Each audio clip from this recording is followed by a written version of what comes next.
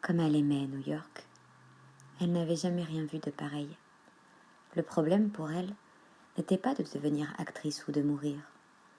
Lorsqu'elle était encore chez ses parents, à Colorado Springs, devenir actrice lui avait semblé à la fois merveilleux et possible, parce que cela faisait partie d'un monde de rêve. Elle avait lu toutes les pièces de Jane O'Neill, de J.M. Barrie, de Kaufman et Hart, et elle en avait déclamé à voix haute des tirades dans la solitude de sa chambre. Elle s'en rendait compte. Cela ne lui donnait pas plus de droit de réussir comme actrice que découper des recettes ne l'autorisait à devenir chef cuisinier ou hard-rock.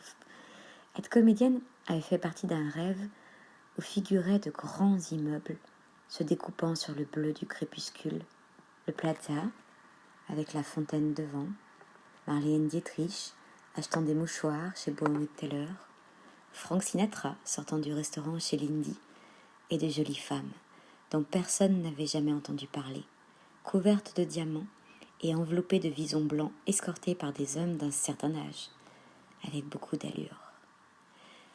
La réalité même de ce fantasme existait bien. Elle s'y promenait, elle le contemplait, le souffle coupé. Mais l'actrice dans tout cela, ce n'était qu'en arpentant enfin elle-même les rues de New York qu'April avait pris conscience de sa petitesse. Par où pourrait-elle jamais attaquer cette forteresse ? Elle n'en avait même pas le désir. Tout ce qu'elle voulait, c'était rester ici, jusqu'au jour où elle deviendrait partie intégrante de la ville, où elle serait une de ces New-Yorkaises si belles et si soignées.